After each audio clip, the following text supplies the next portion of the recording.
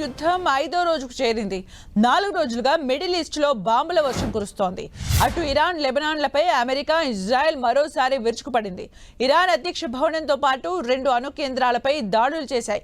Khamenei వారసుడిని ఎన్నుకోవడానికి voting నిర్వహించాల్సిన కార్యాలయం పైన బాంబులు వేశాయి.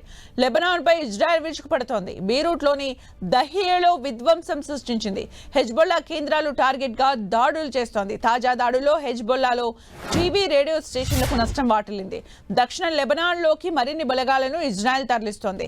హెజ్బొల్లాలో స్థావరాల చుట్టూ ఉన్న 80 గ్రామాల ప్రజలు ఖాళీ చేసి సురక్షిత ప్రాంతాలకు వెళ్లాలని, లేకపోతే తీవ్రంగా నష్టపోతారని హెచ్చరించింది.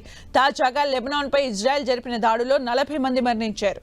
200 మందికి పైగా గాయపడ్డారు. మరోవైపు హెజ్బొల్లా లక్ష్యంగా దాడులకు దిగిన ఇజ్రాయెల్ సైన్యం లెబనాన్లోకి ప్రవేశించింది. ఇటు అమెరికా స్థావరాలు, ఎంబసీలను ఇరాన్ లక్ష్యంగా చేసుకుంది. అమెజాన్ సెంటర్లపైన దాడులు చేసింది.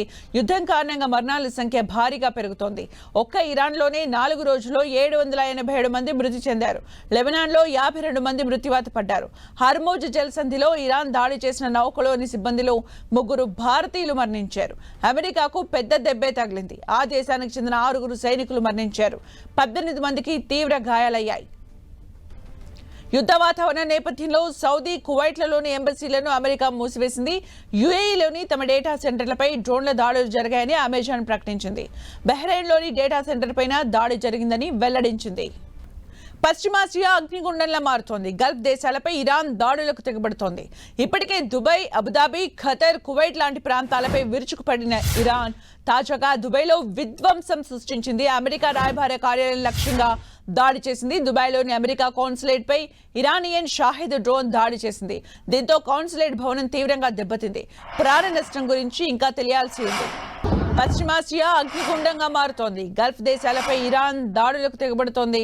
ఇప్పటికే దుబాయ్, అబుదాబి, ఖతర్, కువైట్ లాంటి ప్రాంతాలపై విరుచుకుపడిన ఇరాన్ తాజాగా దుబాయ్లో విధ్వంసం సృష్టించింది. అమెరికా రాయబార కార్యాలయం లక్ష్యంగా దాడి చేసింది. దుబాయ్లోని అమెరికా కాన్సులేట్ పై ఇరానియన్ షాహిద్ డ్రోన్ దాడి చేసింది.